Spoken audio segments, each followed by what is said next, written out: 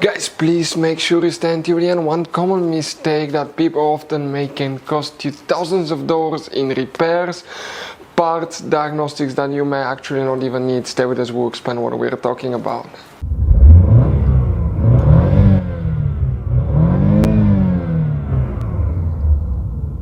Hey guys, welcome back to Electrical Car Repair Live. Thank you guys for watching and subscribing to the channel. Today will be super helpful video to any of you having a Chevy Tahoe or Chevy Suburban, that generation here from year 2014 to year 2020. If you guys have a problem where your SUV does not crank, does not start, you want to see what can cause that. Quite a few things that can cause it. We'll explain what we see quite often at the garage. We will explain where you can buy cheap parts and tools, that way do not waste money and time. All that guys will be covered absolutely free for your convenience. Please make sure to stay until the end. So before we start guys, let us tell you a little bit about us. Every single car we get here at the garage, we try to make at least 200 to 300 free repair videos. We take them guys completely apart. We show you how to fix engines, transmissions, bodywork guys, engine codes, transmission codes, fuses, relays as well guys. Why we do all that? Because our mission in the shop is to save as much money as we can. All we need in return, please subscribe to the channel, like the video, that way we can keep making these free videos. Guys, we have more than 15,000 free repair videos on our YouTube channels that can save you thousands of dollars in future repairs. And if you guys need to buy any parts, tools at a good price, quick shipping, that way do not waste money and time. We'll put the link in the description of the video below for your convenience. Please check it out. So guys, if your Chevy Tahoe, Chevy Suburban does not start, does not crank, what can cause that? Multiple things guys.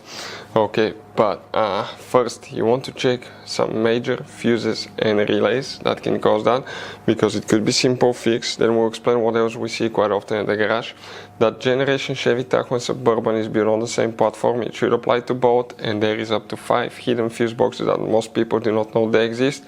That's why we made a special video on our YouTube channel. It's called Chevy Tahoe, Chevy Suburban fuse box location and diagram. Check it out guys.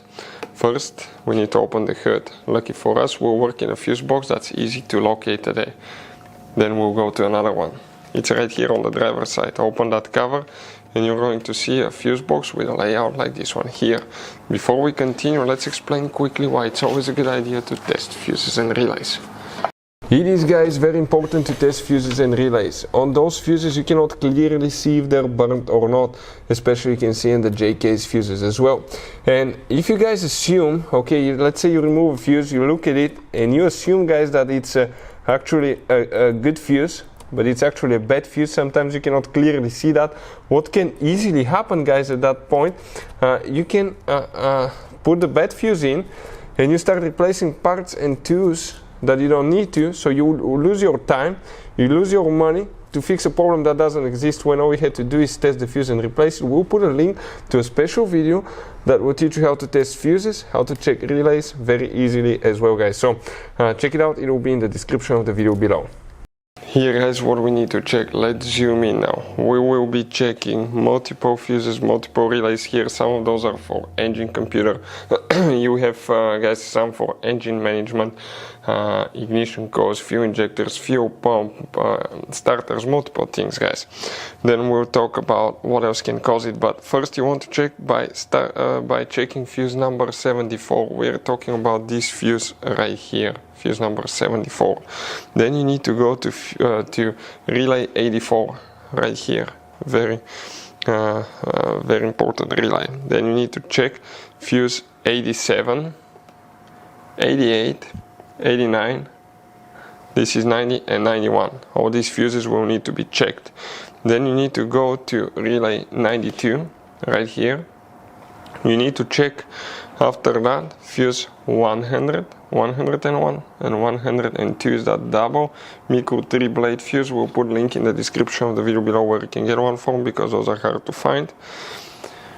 If you have that fuse 104, check that one, very important fuse. And you need to check 112 relay right here. Now after that guys, what we need to do, you need to open the driver door. Here on the side of the dash you have a cover. Pry that cover open, behind it you have a fuse box with a layout like this one here. Let's zoom in so we can clearly see things guys. And here first we need to find fuse number 16. It's that 2 amp fuse right here. After that, you need to locate fuse number 25, that double micro 3-blade fuse right here, and you need to check fuse number 36. 36 will be that fuse right here. Now you also need to check relay 53. So if you leave that box on the back side, you have some relays. Okay, excuse me, that's for the passenger side, that's the driver side here. Okay, no, that's the driver side here. You need to check relay 53 right here, check that one too. What else, okay, can cause that problem, guys? So guys, here if you come under the hood, you have another hidden fuse box. It's on the passenger side where your car battery is. You see the positive battery terminal cables here on top. Okay, if you go there and you look at it, check this thing out. Here guys, okay, that's a positive battery terminal, that's a hidden fuse box. Okay, and that fuse box, if you look at the top view, it looks like this one right here. You have 1, 2, 3, 4, 5, 6 integrated fuses. You need to check this as well, because either of those can cause that problem in some cases too. What can cause your Chevy Tahoe or Chevy Suburban not to crank, not to start? Multiple things, guys. One could be bad engine starter. So test your engine starter. We have many videos on our YouTube channels how to test engine starter. Check all these fuses. Some of those are for ignition switch, engine starter, engine computer, multiple things. Next, you want to, guys, make sure the engine is not locked up.